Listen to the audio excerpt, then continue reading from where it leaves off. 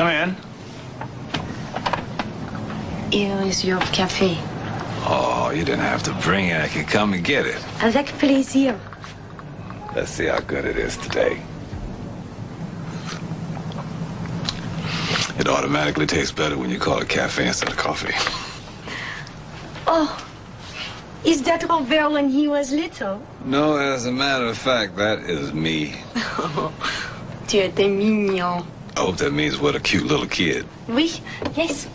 Thank you. I hope someday to have babies so cute. And to grow up like Robert. You will. Maybe if I can be as you and Mrs. Davies. How? You will tell me, please, how you can do this. How you raise Robert to be, when so much bad can happen to him, to you. How you can raise him so, as he is. Well, you have to let your kids know you have faith in the future. And you do. I have no choice but to have faith in the future as my parents did. And they tell you this? Every day. They also say, you sure you want to hear this? Oh, yes.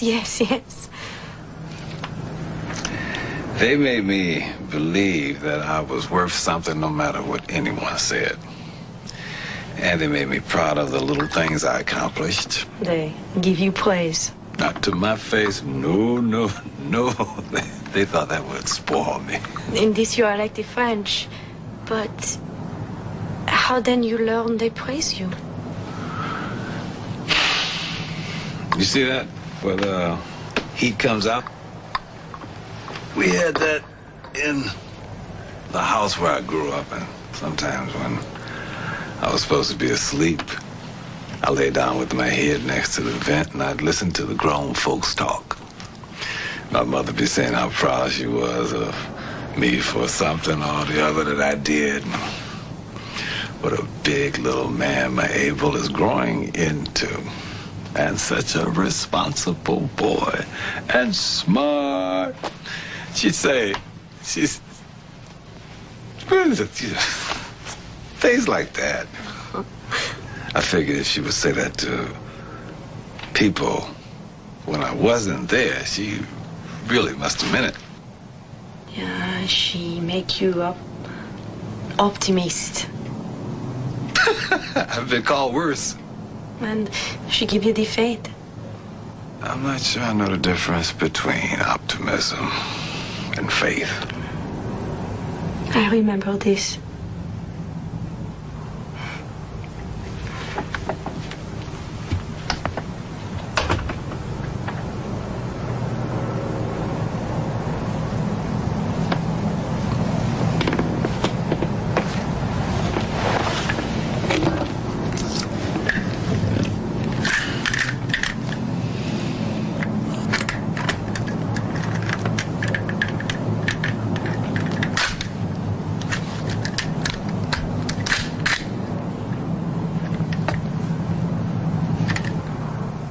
Me do sit on my thumbs while some ham-fisted yahoo puts his paws on my fiancée? He was not ham-fisted, he was not a yahoo, he did not lay a finger on me, nor did he attempt to lay a finger on me, much less a paw. Well, I wanted to make sure. Is that so? Yes, that's so. Do I dress up like an umpire and follow you around the stadium where you and I both know there are plenty of real tomatoes ready and willing to throw themselves into your salad? No, I do not. And why not? Because I trust you. Do I give you the third degree when you come home from a road trip? No, I do not. And why not? Because I trust you. Well, I got carried away, I guess. I'll say. Well, look, I couldn't help myself. I'll say.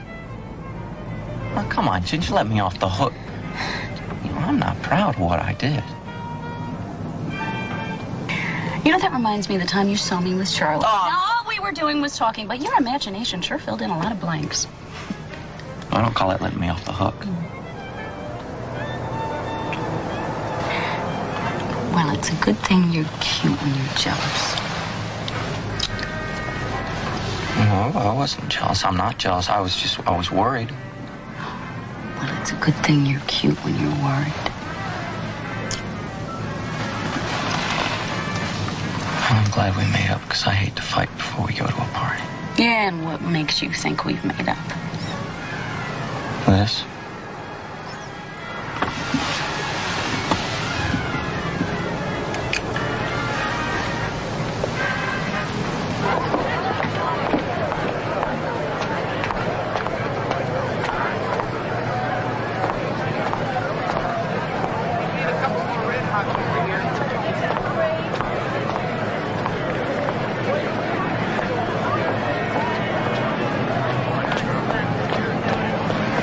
Let me see your ticket, lady.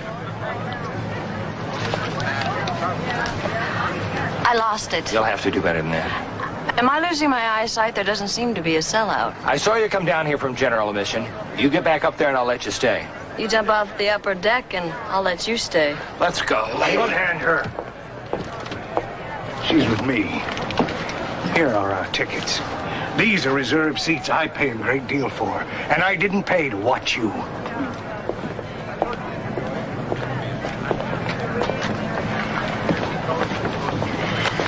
Now I know what it's like to be rescued by the cavalry. Oh, those kind of people bring out the worst in me.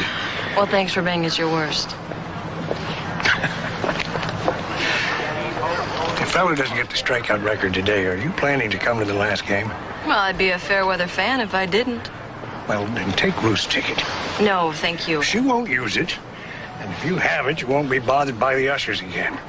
And you'll save the price of general admission. Well, I never could resist a bargain. Thanks. My pleasure. With only 2 games remaining this season, Feller's still got a shot at the record. Bill Beck's decision to play the fastballer carries with it some risk, but as they say, nothing ventured. Reminds me of a pitch I faced in Kansas City when the Monarchs had us down by 2 in the 9th. Abel Davis.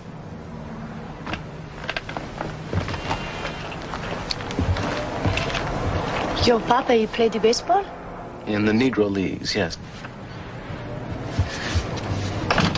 There is a shotgun behind the bed. I know. I guess you know. I didn't think you needed to know unless an emergency came up. You weren't going to tell me that you're keeping a shotgun in our bedroom? Why should I tell you? You'd never use something like that. You said it yourself often enough over the years. We're not talking about over the years. What is it doing right here, right now?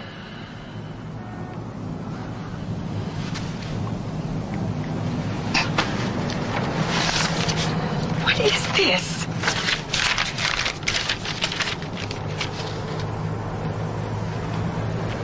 We will see that God's law is obeyed. Where did this come from? Somebody slipped it under our door. Lord have mercy. Somebody telephoned the Sloans. Lord have mercy. What did he say? He said, I know where you live and I know where you work.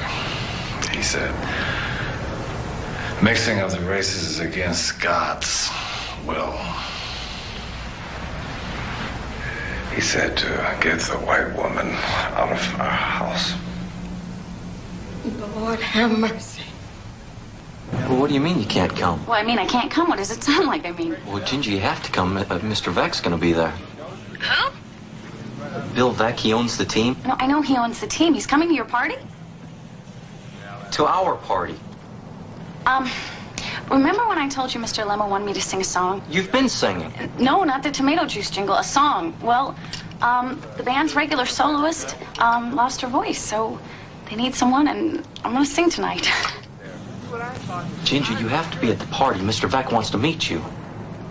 He wants to meet... Jeff, I have to sing this song. You have to be at the party. Mr. Veck is my boss. It's not every day that he comes to the house. Now, he's going to be there tonight, so you have to be there. But my song... Ginger,